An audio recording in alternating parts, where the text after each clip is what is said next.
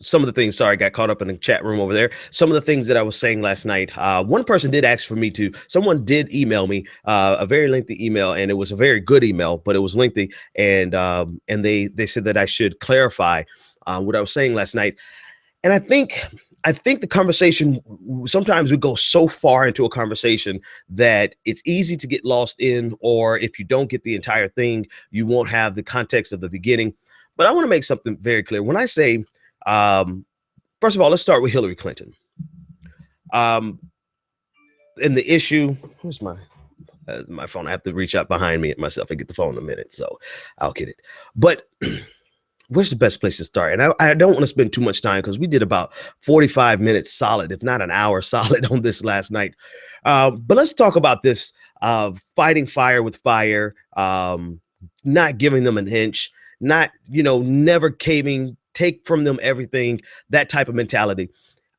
I think the context that you have to understand everything I say is from the perspective of we can do this because we have the truth on our side. We can do this because the truth about what happens in America is so damning that we don't have to engage in lies or propaganda. That's first and foremost. And that's the standard by which I hold, the standard to which I hold myself on this show. So when I say don't give them an inch, it doesn't necessarily mean that we're going to operate the way they operate. But at the same time, we have to be smarter than their political games. And their political games has always, over the last 40 years, when I say they conservatives political games have continuously put progressives on defensive for over 40 years, such that we have now in our party, we have a bunch of blue dog Democrats who are closer to the right-wing conservatives than they are true progressivism. And they are there. I think I didn't make this point clear. The reason we're even dealing with a Hillary Clinton, and in some measure, Barack Obama, and definitely Bill Clinton, the last two Democratic presidents, and then the current front runner, the reason we're dealing with that super moderate center-right type of Democrat is because progressives have been on the retreat for 40 years, always fighting little fires and little skirmishes, always responding to conservatism instead of going on the offensive against conservatism. And I think the reason I made an issue of Donald Trump demanding Hillary Clinton apologize is because that is classic conservatism 101. I mean, that's classic narcissism, first of all. Classic, there's great sociopathy there, psychopathy. There's something wrong with Donald Trump. But it is also the type of tactic that Republicans and conservatives have been doing for a very, very long time. They have always kept conservatives have kept, as I try to overtalk my son who got out of his bed because he doesn't have to go to school tomorrow. Conservatives have always kept Democrats and progressives, forget the Democrats, progressivism on the retreat, on the defense, always trying to justify we have to constantly justify our economic ideologies and economic ideas when history has proven that our ideas are more solid. That's because we have always approached this from our desire to not be combative, our desire to work and listen to each other, and our desire to reach across the aisle. It's a natural propensity in progressives to be cooperative, and that it's our strength. But I'm gonna be honest with you, it's also our weakness.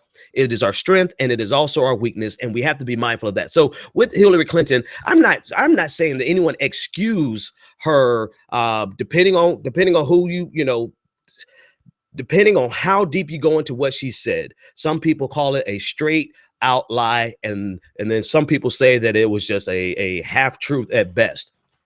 I don't care what you label it.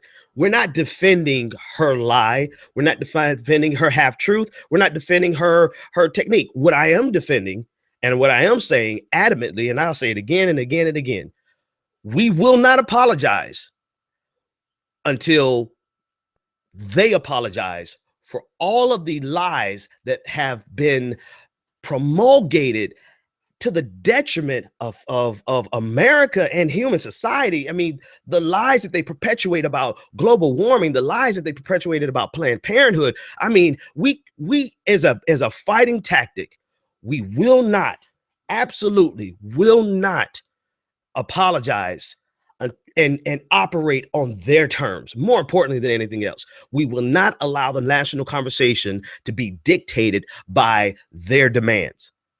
That is the key element. That's what I'm talking about. And so if we have to pivot, spin and pivot, we have to, whatever we have to do to keep them from controlling the national narrative and keep them from keeping us on the defensive, we need to do, because as a result of 40 years of successful propaganda and 40 years of successful offensive attacks from conservatives, we have been shifting further and further and further to the right, such that now we even have to discuss politicians who are so moderate right, like Hillary Clinton, because apparently Democrats have too many Democrats have given into the idea that the only way we can win is if we run someone who is moderate right leaning and not a true progressive. I mean, think about it.